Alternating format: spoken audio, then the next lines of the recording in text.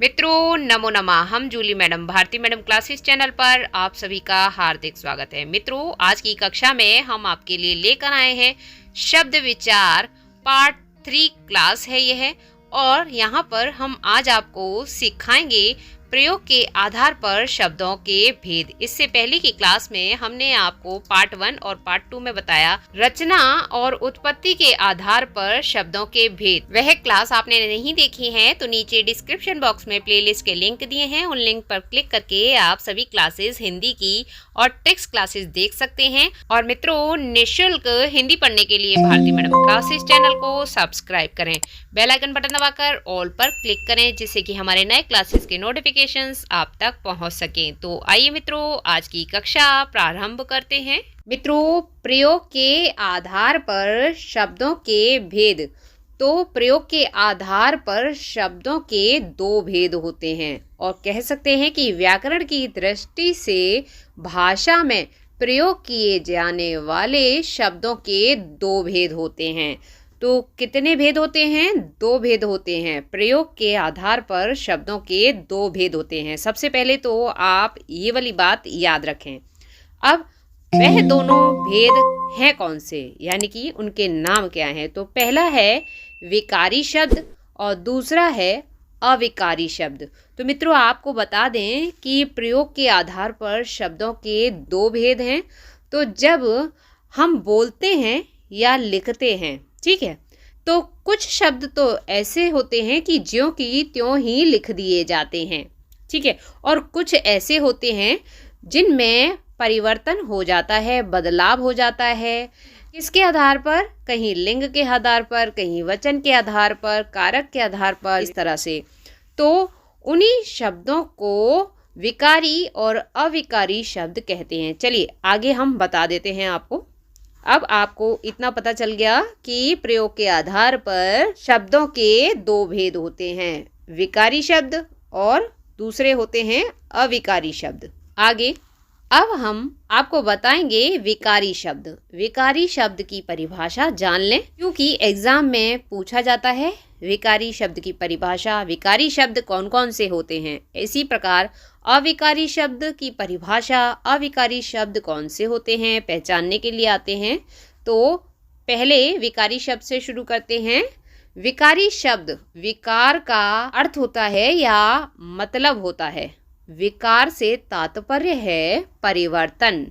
तो जो शब्द वाक्य में प्रयोग किए जाने पर, जब हम बोलते हैं वाक्यों का प्रयोग करते हैं, तो लिंग वचन कारक काल के कारण अपना रूप बदल लेते हैं, वे विकारी शब्द कहलाते हैं। कहने का तात्पर्य यह है कि विकारी शब्द वे होते हैं जो वाक्यों का प्रयोग करते समय, यानी कि बोलते समय या लिखते समय, लिंग, पहला कौन सा? लिंग, दूसरा वचन, तीसरा कारक, चौथा काल के कारण अपना रूप बदल लेते हैं, रूप बदल जाता है, वे विकारी शब्द कहलाते हैं। यानी कि जब शब्दों में परिवर्तन हो जाता है, किस कारण से? लिंग के कारण, वचन के कारण, कारक के कारण, काल के समय के कारण अपना रूप बदल लेते हैं, वे विकारी शब्द कहलाते हैं। तो मित्रों समझ आ गया है आपको विकारी शब्द, और अच्छा लग रहा है आपको जूली मैम से पढ़ना, तो जल्दी से वीडियो को एक लाइक कर दें और साथ ही साथ कमेंट बॉक्स में कमेंट करके हमें ज़रूर बताएं कि आपको हमारा पढ़ाना कैसा लगता है। और मित्रों चैनल पर पहली बार आए हैं, पहली बार अपनी जूली मैम से पढ़ रहे हैं, तो जल्दी से चैनल को सब्सक्राइब कर दें, बेल आइकन बटन दबाकर ऑल पर क्लिक करें जिससे कि हमारे नए क्लासेस के नोटिफिकेशंस आप तक पहुँच सकें। अब आगे जान लेते हैं और डिटेल में। अब विकारी शब्द कौन से होते हैं, किन में परिवर्तन हो जाता है, यानी कौन अपना रूप परिवर्तित कर लेते हैं? तो संज्ञा शब्द जो होते हैं, सर्वनाम शब्द जो होते हैं, विशेषण शब्द जो होते हैं और क्रिया शब्द जो होते हैं, क्रिया वाले, ठीक है, तो ये सब अपना रूप परिवर्तित कर लेते हैं, रूप बदल लेते हैं। किसके कारण? लिंग के कारण, वचन के कारण, कारक के कारण और काल के कारण। आप देखते हैं कि अगर हमने कहा लड़का, तो लड़का जाता है, तो लड़का जाता है हो जाता है ना, और अगर लड़की हुई तो जाती है। या हमने कहा लड़का एक और हमने कहा लड़के, तो बहुवचन हो गया, वचन के कारण बदल गया, है ना। जबकि एक वचन में क्या था, लड़का। तो इसी तरह से अगर समय है आते हैं, आते हैं क्या है, आ रहे हैं, वर्तमान काल। लेकिन अगर कह दें आते थे, भूतकाल, आएंगे तो भविष्यत काल, तो बदल जाता है इस तरह से रूप। अभी आपको और उदाहरण दिखा देते हैं, फिर आप समझ जाएंगे।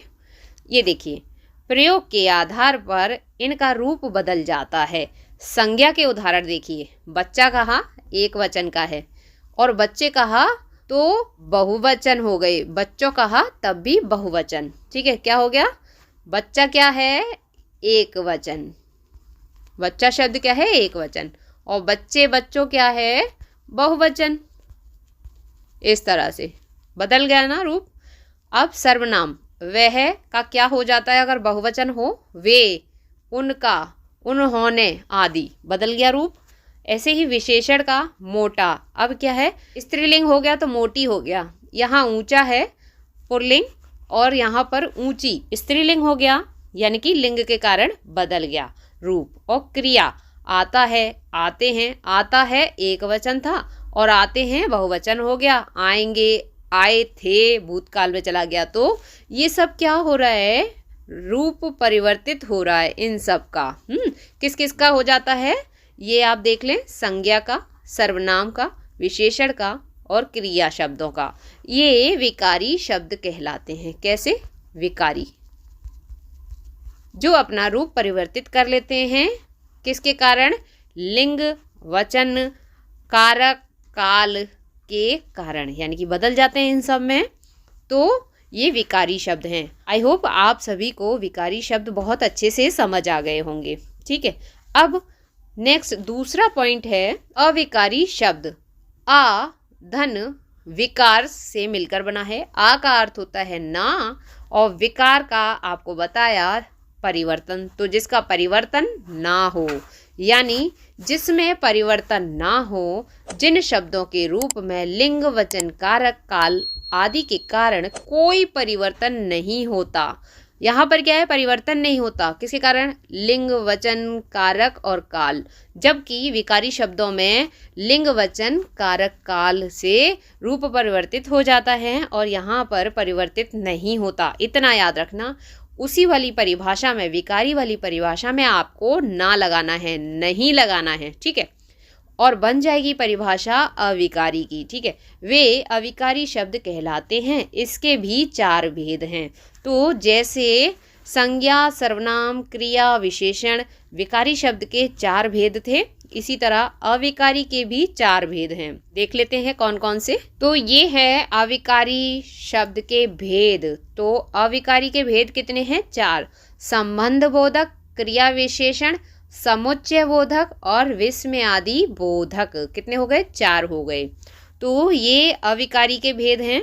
अब इसके उदाहरण आप समझ लें। क्रिया विशेषण के उदाहरण जैसे कि धीरे धीरे, बाहर, जल्दी। देखिए, ना तो क्रिया विशेषण पर, यानी कि इन शब्दों पर धीरे धीरे, बाहर, जल्दी, इन पर ना तो लिंग का असर पड़ता है, यानी कि लिंग के कारण ये परिवर्तित नहीं होते हैं, ना वचन के कारण, ना कारक के कारण और ना ही काल के कारण। इसलिए ये जैसे होते हैं ज्यों की त्यों ही रहते हैं। ठीक है, बोलते समय इनमें कोई परिवर्तन नहीं आता। ठीक है, और संबंध बोधक शब्द कैसे होते हैं, से पहले, के बाद, के साथ आदि।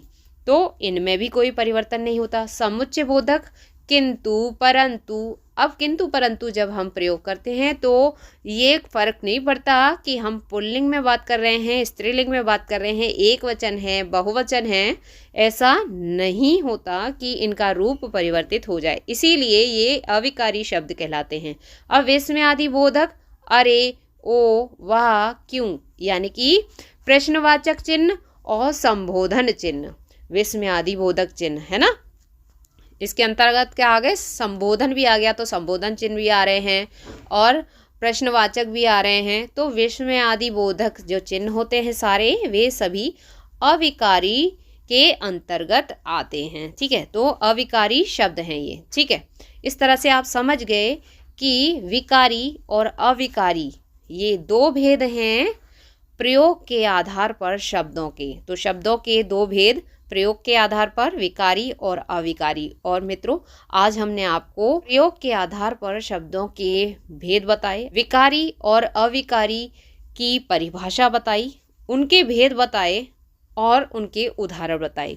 तो मित्रों, नीचे डिस्क्रिप्शन बॉक्स में हिंदी व्याकरण की सभी क्लासेस की प्लेलिस्ट के लिंक दिए हैं। उन लिंकों पर क्लिक करके आप हिंदी की चैप्टर वाइज सारी क्लासेस अपलोड हैं, तो आप उन्हें देख लें, महत्वपूर्ण है आपके लिए। साथ ही हिंदी ट्रिक्स की क्लासेस भी आप दे सकते हैं, नीचे डिस्क्रिप्शन बॉक्स में उसका भी लिंक है। और मित्रों, आज की क्लास, आज की कक्षा आपको पसंद आई है, आपकी जूली मैम का पढ़ाना आपको अच्छा लगा है, तो एक लाइक और एक कमेंट अवश्य करें। साथ ही चैनल पर पहली बार आए हैं तो निःशुल्क हिंदी पढ़ने के लिए, संस्कृत पढ़ने के लिए, इंग्लिश पढ़ने के लिए भारती मैडम क्लासेस चैनल को सब्सक्राइब करें, बेल आइकन बटन दबाकर ऑल पर क्लिक करें, जिससे कि हमारे नए क्लासेस के नोटिफिकेशंस आप तक पहुंच सकें।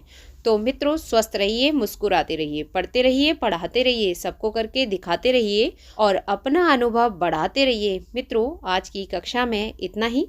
आज की कक्षा देखने के लिए बहुत बहुत धन्यवाद। कल फिर मिलते हैं इसी प्रकार की एक नई कक्षा में एक नए विषय के साथ।